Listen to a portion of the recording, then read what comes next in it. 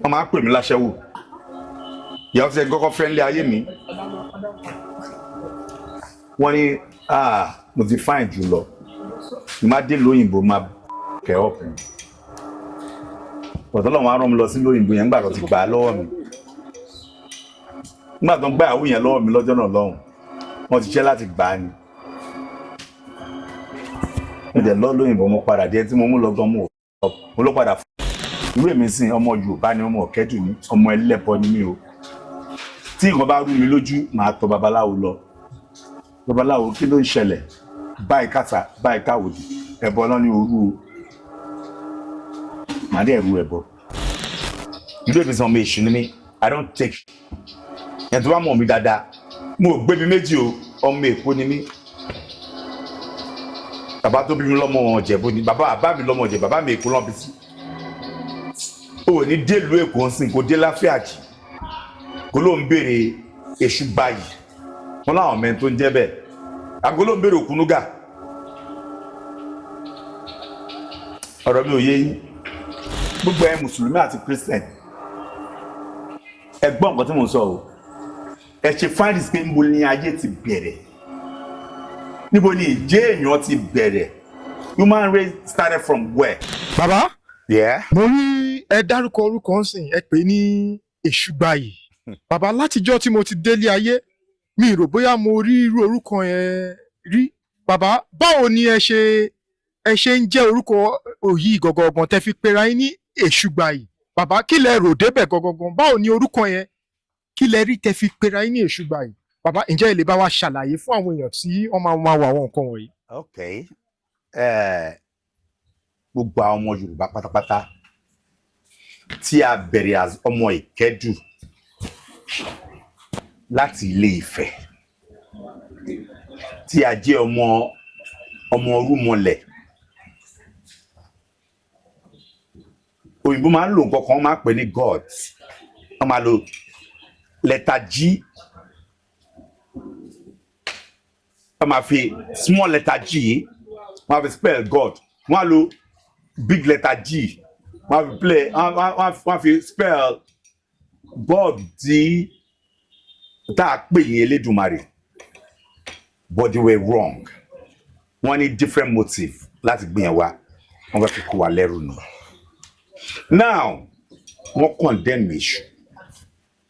Who is Eshu? Eshu is one of the best deity on earth, God of justice. Eshu gbeleke. O lè máa worship Eshu. Tó ń tọ́jú Eshu. Bí ṣe wà ń sìn ẹlẹ́bọ ni ìwọ tó ń bọ Eshu. O gbọ́dọ̀ ṣèké, o gbọ́dọ̀ ṣàbòsí. Sọ nǹkan tó fẹ́ ẹni tó bá ń kó gbà ẹni tó bá ń kó má gbà that is their cup of tea. Bẹ́ṣù ṣe máa ń ṣe nìyẹn. Nínú àwọn bàbá ńlá tó bí àwa lóòótọ́ ọmọ Bàtálá ni mí Ọbàtá àṣà ọmọ takuntakun lóde ìrànjẹ́.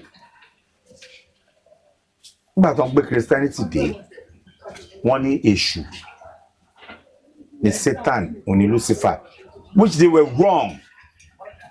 Islam tún dé wọ́n ní Èṣù ní Shaitan. Wọ́n wrong. If you have a name for Èṣù, what is the name of Muhammad? If you have a name for Èṣù, what's the name of Angel Gabriel? See another big Gabriel. If you have a name for Èṣù, kí lorúkọ àwọn angel tó wà ní Bible àtàwọn tó wà ní Quran? Èṣù is a different deity.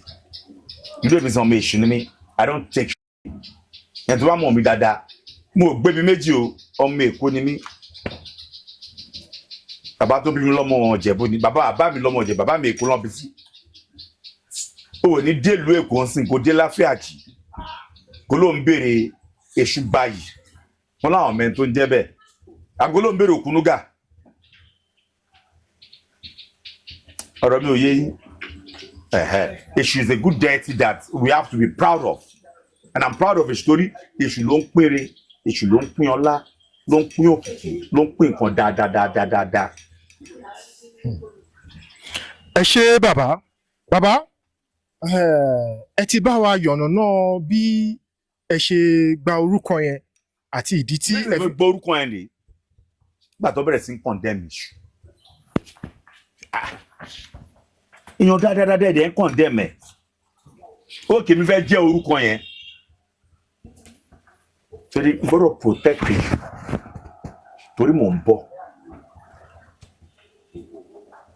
gbọ́dọ̀ protect ẹ̀ mo ṣe wá ń jẹ́ orúkọ yẹn I face a lot of challenges bearing that beautiful name Esugbayi Ogbeye.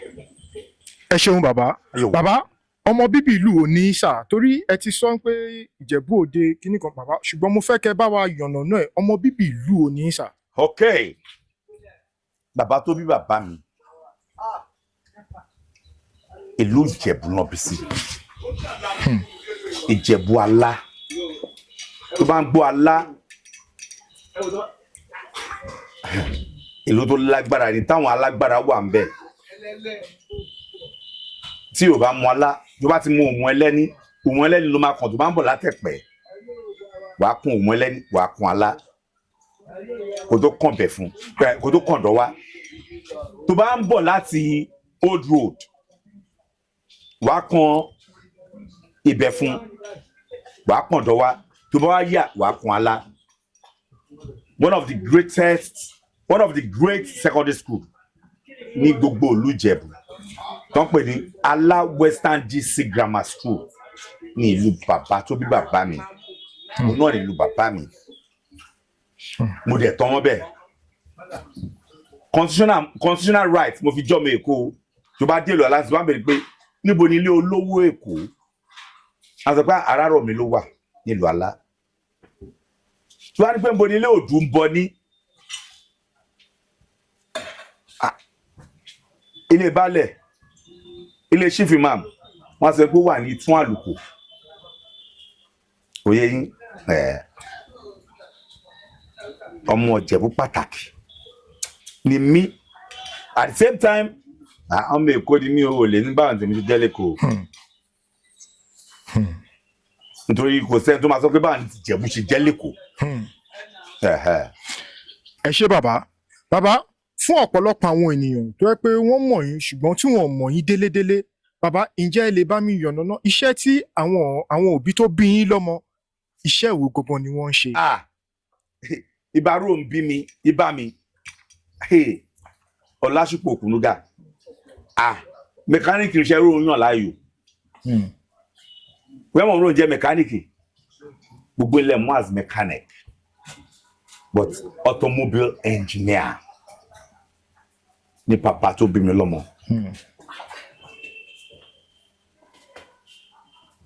Mechanic ni bàbá mi. Ìyá tó bí mi trader ni. Ìbíjọkẹ́ Àdùnní. Ọmọ sọ́sán bí owó. Adún máa dán lórúkọ ìyá mi. She's so pretty. Ọlọ́run wá kẹ́ ọmọ 11 ló bí gbogbo aládẹ̀sí. Adẹ̀jì wà lójú ìpè ayé. Ọmọ 11. Bẹ́ẹ̀ ni. But Hausa ni ìyá mi láti ìlú Borno. Ìran ìyá mi ló mú mọ̀lẹ́ wọ̀lú Èkó. Tó bá ń gbọ́ ọmọ Borno Túre Wúrà, ọmọ àfáàyìnkìn tó mú mọ̀lẹ́ wọ̀lú Èkó, ọmọ akéwùgbẹ́rú, ọmọ aṣàdúrà gbọ́rẹ́. Foríkì ìyá mi nìyẹn. Ǹjẹ́ ẹ lè bá wa ṣàlàyé bí ẹ ṣe bẹ̀rẹ̀ eré orí ìtàgé? Àlàyé yẹn lágbára. Okay, like I've said earlier, pé papa tó bí mi lọ́mọ mechanic ni. Bẹ́ẹ̀ ni sà. Ó wá ní àwọn ọmọọṣẹ́ púpọ̀. Organizer wà náà àwọn ọmọọṣẹ́. Organizer under mechanic ni. Painter under mechanic ni. Panel beating under mechanic. Gbogbo under mechanic ló wà. Papa mi wá jẹ́ ọ̀gá mechanic. In fact, tó bá ń gbọ́ Balógun Nata ni Chief M.O. Okunuga. Ọ̀gá tó wá kọ́ mi tíátà lọ́jọ́ náà lọ́hùn. Wọ́n pè ní Mandisu. Mondiu la máa ń pè wọ́n. But general name Mandisu ni.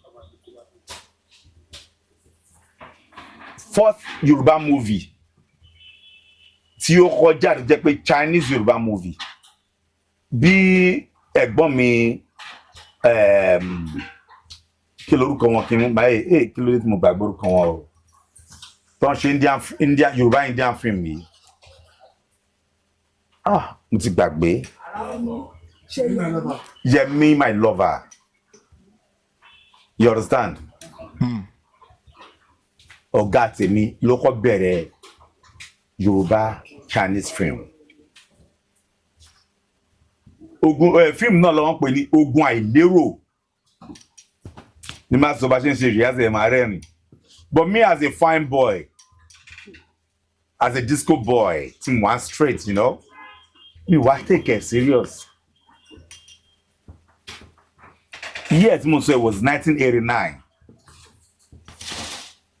ṣùgbọ́n I was lucky ẹjọ́ ẹ̀yìn èèyàn mo fi elédùn àbẹ̀yìn ṣe iṣẹ́ tẹ bá ń ṣe tó bá fẹ́ ṣe ẹ serious pẹ̀lú ẹ̀ ibi tí mo délé ni mo lè má padà débẹ̀ á jẹ́ pé orí mi ò gbè mí ẹlẹ́dàá ìyá àti bàbá mi ò tẹ̀lé mi because then first production tàbí ẹ lọ ṣe ní Badagry mo ní disco party wọ́n ti fún mi lówó torí mo máa ń jó as a disco boy ibẹ̀ ni mo lọ nígbà tí fíìmù wá jáde wá ń dùn mí ìtìjú mo wá sá sẹ́yìn wọ́n pè ní ogun àìlérò unwanted war after then time ń lọ gbèrègbè gbogbo ẹ̀ ń lọ bẹ́ẹ̀ pọ̀tẹ́gbọ́n ò lè bá mi sọ̀rọ̀ torí ọmọ ọ̀gá mi ọmọ ọ̀gá ẹ̀ mo jẹ́ máa di sùkọ́lọ̀ máa fọ̀rùn kẹ́ kó dárí ẹ̀ṣẹ̀ ẹ̀jì tó wá pé ìdáríjì ẹ̀ṣẹ̀ ń wà but ẹ̀sìn tèmi ń ṣe believe tèmi kò sí di ìdáríjì ẹ̀ṣẹ̀ you shall all reap what you sow so ẹ máa ṣe dáadáa now wọ́n á dé London after that mo ti serve on Lagos Island as a councillor wọ́n á dé London 2005 wọ́n á pàdé ọmọbìnrin kan true ọ̀rẹ́ mi ń jẹ́ Kẹ́hìndé Johnson ọmọ Lagos Island náà ni ọmọ òkè sínú ni ọ̀rẹ́ mi yẹn Kẹ́hìndé Johnson ọmọ òkè sínú ni shadow frame ní àjọlọ sí St David St George St Gabriel's College ni wọ́n ní wọ́n sọ pé wà èmi àtàwọn àbúrò mi kan láàrin Bomboy àti one other lady a wà níwájú ilé mi ní Peckham a wà nínú páàkì ń bẹ̀ ní àwọn kù jíde Bímbọ́ ọjọ́ náà lọ́mú kan wọ́n pé dóòmù wọn pé Kẹ́hìndé àti Bímbọ́ Akínsọ̀yà ọ̀rẹ́ ni wọ́n mọ́ ní mo rí pàdé ẹ̀ àjọ wà ń Pocket Park Bímbọ́ Akínsọ̀yà àti ọmọ Bìrìtìkó pé mo rí wọn wọ́n ní o ti ẹ̀rọ àwọn fámìlì ẹ̀ dòró mọ̀ mi dáadáa pé yet mo wà nù tíátà tẹ́lẹ̀ mo kàn serious ni Kẹ́hìndé ló wá pé Bímbọ́ Akínsọ̀yà àwọn fámìlì ọ̀rẹ́ èèyàn báyìí wọ́n lọ wá Peckham èèyàn báyìí rí ẹ wọ́n ní lóòótọ́ wá sí Peckham àwọn wá ṣe nǹkan báyìí Peckham èèyàn tó rí mi ẹ̀ báwo ló ṣe rí wá sí pa ó dé blackface cap ó wọ t-shirt ó rí báyìí pé òun náà ni ara yín ni o ó bá gbé fóònù Bímbọ́ ìgbà tí Bímbọ́ bá sọ̀rọ̀ Bímbọ́ ṣe connect mi nìyẹn Bímbọ́ ló wá link mi pẹ̀lú ANTP London bí ó ṣe ń Elédùmarè àtàwọn alálẹ̀ pé kí n rí mo á jẹ secretary ANTP London within 6 months ó ní nǹkan tó ṣẹlẹ̀ but I didn't need to go into that part tèmi ni mo sọ ìmọ̀ àti gọ́vnà lọ́jọ́ náà lọ́hùn kọ́lọ́ bá ń forún kẹ́wọn nígbà tí máa di secretary ANTP London president governor ANTP London lọ́jọ́ náà London UK but London ni base tó ní uncle Shina Sanyaolu kí Ọlọ́run bá mi dárí ẹ̀ṣẹ̀ wọn jì wọ́n kó forún kẹ́wọn. Àmín. Bàbá ẹ jọ̀ọ́ fún ọ̀pọ̀lọpọ̀ àwọn ènìyàn tó yẹ pé àwọn náà wà ní ọ̀nà yìí bàbá nígbà tí ẹ jẹ́ kánsẹ́lọ̀ yẹn ǹjẹ́ lè bá mi sọ ìdojúkọ tí ẹ bá pàdé tẹ́ wò pé kíní yìí ó dà pé ó fẹ́ pọ̀ jù bàbá ǹjẹ́ lè bá a sọ àti ọ̀nà tí ẹ gbégbà tẹ́ fi borí bàbá. kò sí big deal nígbà tí mo jẹ councillor nítorí ìwà ẹ àti ilé tó ti jáde ló máa judge ẹ. Unlike now, then you test your strength.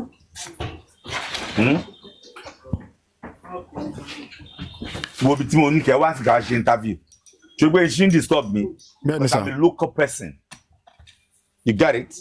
I'm a local person. But doing it outside, not in my parlor, not in my living room.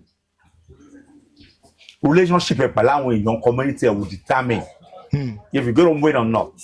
Not just Father Baba Sokbekin, Baba Sokeniko. I know what I went through, but by the grace of Eledumare, I, Otunba Ladi, okunuga, emerged as the Council of Board G2 1999 set. And before I left the council, I became the majority leader of Lagos Island local government of 19 ward, which I own an INEC certificate. Was the good about it? No, win. Nothing alone. 19 ward, low and Lagos Island. I need 11 AD, 8 APPs. But she run council near. Or got me nothing alone. Honorable Lukman Ajose. After Honorable Lukman Ajose, some shit happened. Kadokuru Council. And the what my job gawa when Waliu Bajumo. Honorable Waliu Bajumo. He was the vice chairman. I don't need to go into details. If you want me to go into details, you come some other time. Ẹ ṣeun gan bàbá. Bàbá, màá fẹ́ kẹ́ bá a dárúkọ ìdojúkọ tí ẹ bá pàdé nígbà tí ẹ bẹ̀rẹ̀ eré orí tíátà yìí gangan. Ìdojúkọ. Listen. Nothing good in life come easy. What about the version there? Our challenges my work because you have to leave your comfort zone to achieve your goal. What if you achieve goal? Why jókòó sílé yín? Lọ́jọ́ náà long. A lot ṣẹlẹ̀. Èmi ni mo ti ń gbowó ńgbà tí ti wà London. As the secretary of ANTP in the whole of UK. I got back to Nigeria. When I go on set, handshake in my back. At times, no penny, no handshake, no appreciation. But because of the passion I have for the job, because of the passion I have for theater, I keep pushing it. I keep pushing it. Listen, my dear, if you want to be great in life, you will fail, but don't go down. When you fail, rise up. One day you'll get there. So, only yet man back. Only you come for Babalawo. You just know pay. Oh, they drop from 5,000. Oh, they study 10,000. 2 years no people for share. He loves me. Oh, but come back. I go and see Bruce. But she, oh, you go away, po.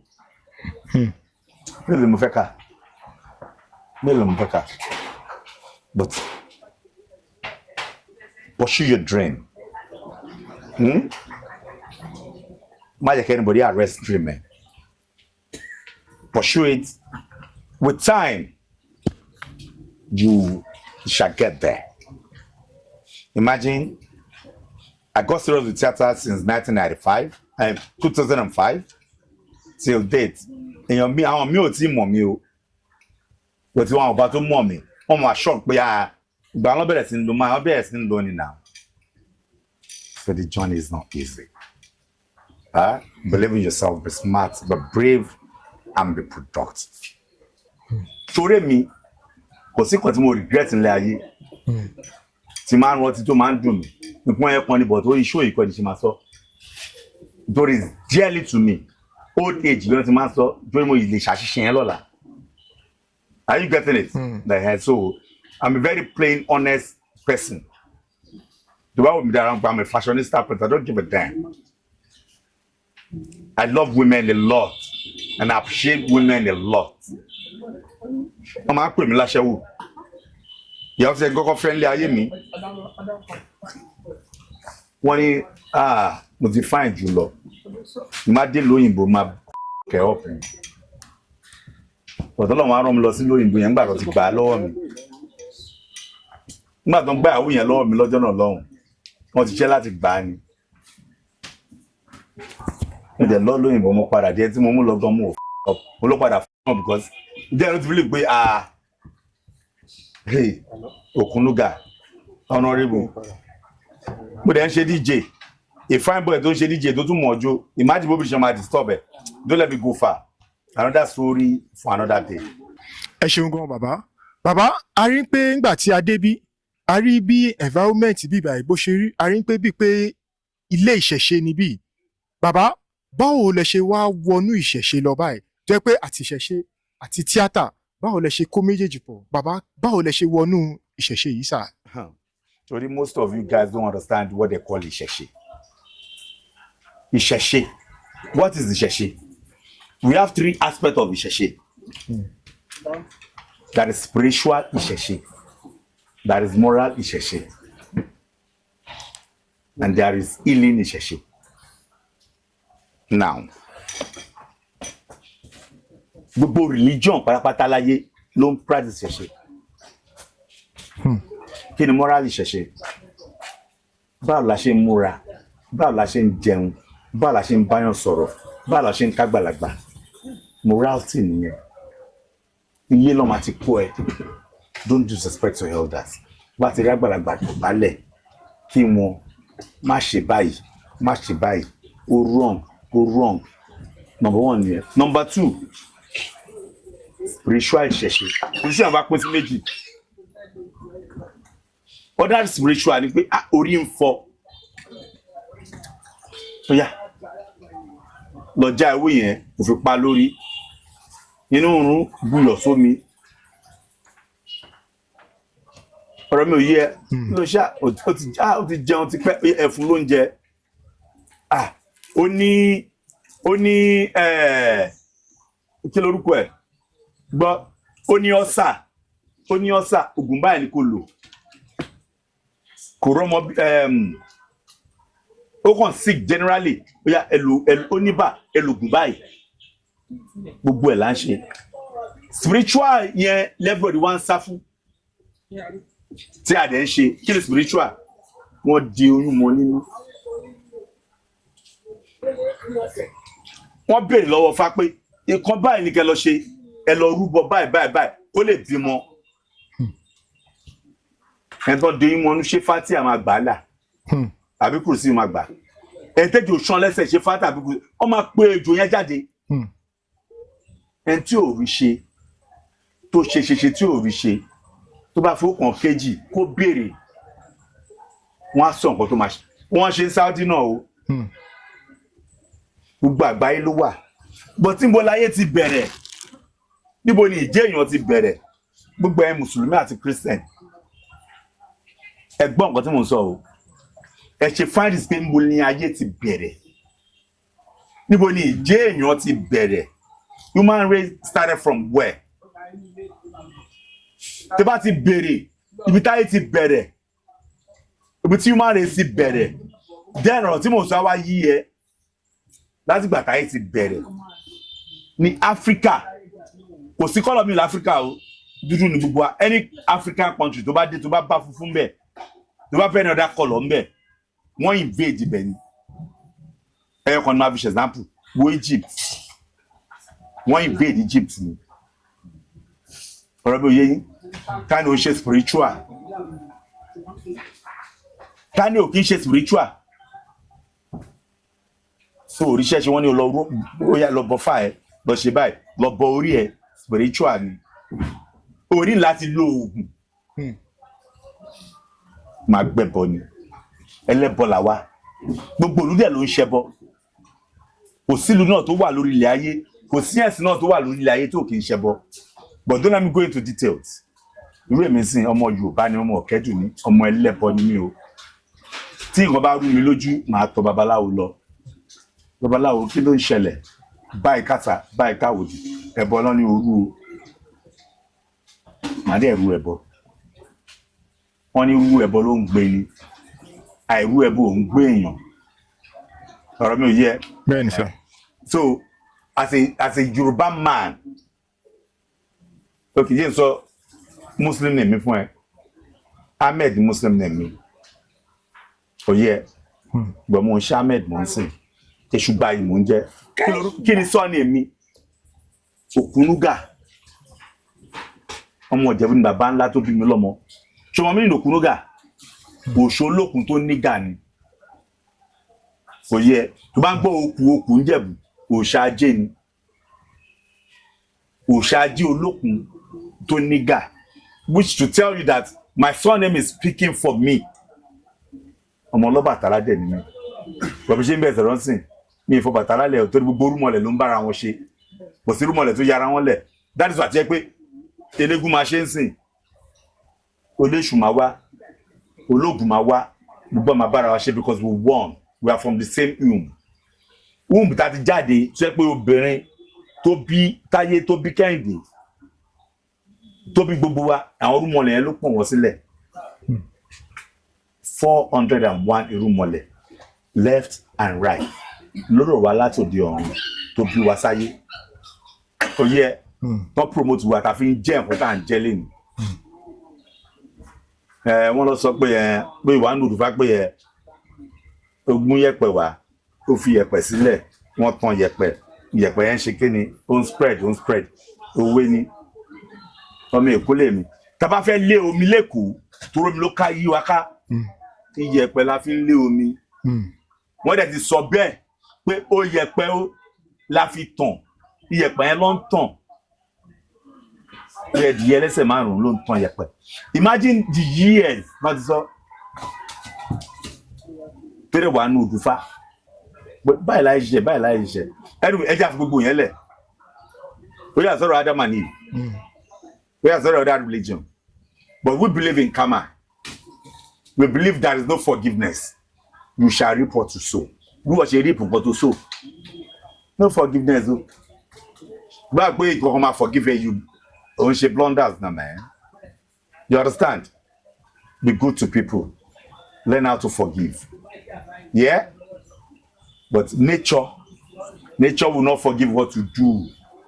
Nature lambade. On lo difa fún olè. To plan but if you are eat, onílé kò plan bó ìfẹ́ secure olè láti wọlé ló wá ṣe àlọ́ prayer àbúkàn ṣàdúrà ó lọ sùn ó secure lé olè máa wọlé náà ọ̀gbọ̀n táwọn kékeré ó ní èṣù tó máa fi ń ṣọ́lé wọ́n tilẹ̀kùn wọlé kó gbé yẹ́ ẹ̀ máa padà mú balẹ̀ wọn máa gbálẹ̀ skip my word pé mo lò yẹ́ ẹ̀ because ọmọ Yorùbá ni mí you understand but that crazy language. You understand? Yes, we have different slangs. Show you a mago.